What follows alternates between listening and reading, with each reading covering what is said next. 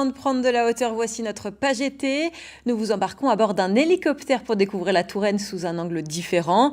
Olfayed et Charlie Krief, vous êtes à la base de Neuville-le-Roi. Vous avez troqué votre ULM pour un nouveau moyen de locomotion, Olfa. Tout à fait, Lucie. Cet après-midi, nous avons suivi une famille qui effectuait un vol à bord de cet hélicoptère. Nous voulions découvrir les sensations de vol et aussi les paysages de l'Indre-et-Loire et nous n'avons pas été déçus. Je vous laisse découvrir ce reportage préparé avec Charlie Krief, Maxime Vaillant et Anne-Astrid Granvaux. À 300 mètres d'altitude, le paysage de l'Indre-et-Loire. Mais avant d'apprécier ces tableaux uniques de la Touraine, l'étape de préparation de l'appareil. Cet hélicoptère léger sert pour les balades touristiques et les survols professionnels.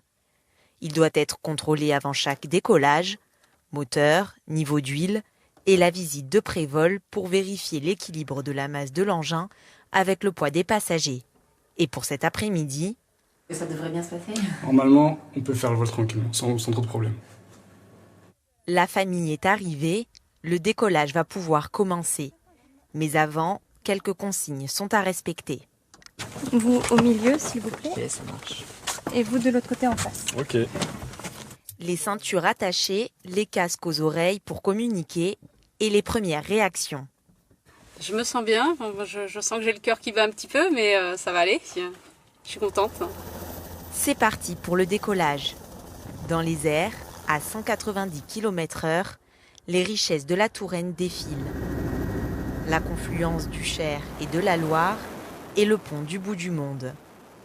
Ah, c'est super impressionnant. C'est vrai que ce château là, avec la petite là, on voit vachement bien d'en haut. Le clou du spectacle, le château de Villandry et ses jardins à la française. À l'atterrissage, l'émerveillement et le partage. Ça vous a plu ? Ouais, c'était super. Vraiment, Toi, c'était Jaguar, très très Nickel. t'as eu peur ? Non, pas du tout. cool. Ça fait bizarre de voir toutes ces choses d'en haut alors que d'habitude on les voit sur le sol, quoi, normal. Mais c'est vrai que c'est quand même assez sympathique de voir ça d'en haut, quoi. Un sentiment de légèreté unique et une photo pour le souvenir de cette expérience partagée. Et nous sommes de retour. Cette fois, je suis accompagnée de Philippe, dirigeant de la compagnie et pilote d'hélicoptère. Alors Philippe, on a vu de belles images et on comprend l'envie d'être pilote. Qu'est-ce qu'il faut faire pour devenir pilote, justement ? Pour devenir pilote, il y a deux solutions, soit aller dans une école, soit s'engager dans l'armée. L'école, il y a deux solutions, privée, professionnelle. Professionnelle, c'est pour en faire son métier, et la formation est forcément plus approfondie. D'accord. Et en ce qui concerne les parcours de la région, quel est le plus prisé des clients ? Le plus prisé, sont les circuits où on voit les stars, Chenonceau, Chambord, Amboise, c'est ce qu'on nous demande le plus souvent. D'accord, très bien. Et tout à l'heure, du coup, nous en parlions au niveau des règles de sécurité. C'est vrai que quand on circule à de telles hauteurs, quand on vole à de telles hauteurs, on peut comprendre que l'on est effrayé. Est-ce que vous pouvez rassurer ces personnes qui le sont ? Alors, ce qui peut rassurer déjà, c'est l'expérience. Par exemple, chez nous, ça fait 40 ans qu'on fait voler des hélicoptères en Touraine, donc c'est un gage de sécurité. L'autre chose, c'est qu'on travaille dans un milieu professionnel. Tous nos pilotes sont professionnels avec des formations tous les 6 mois. Le contrôle de compétences. D'autre part, on peut aussi parler de peur, mais aussi de vertige. Il faut savoir qu'on n'a jamais le vertige en l'air. Le vertige, ça se déclenche lorsqu'on a un lien avec le sol. D'accord.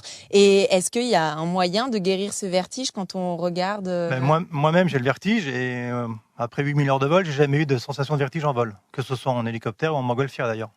Et quand on est pilote, on vole de nombreuses heures pour casser la routine.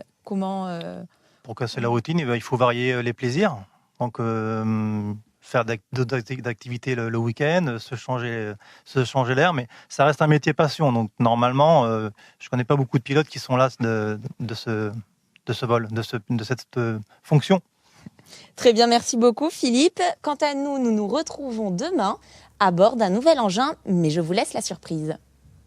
Merci beaucoup Olfayed, j'espère que vous n'avez pas le vertige. En tout cas, après l'ULM et l'hélicoptère, on a hâte de découvrir dès demain dans votre 12-13 avec quel engin vous allez survoler notre belle région. La région, justement, expérimente cette année le dispositif Sac à dos, Kesako.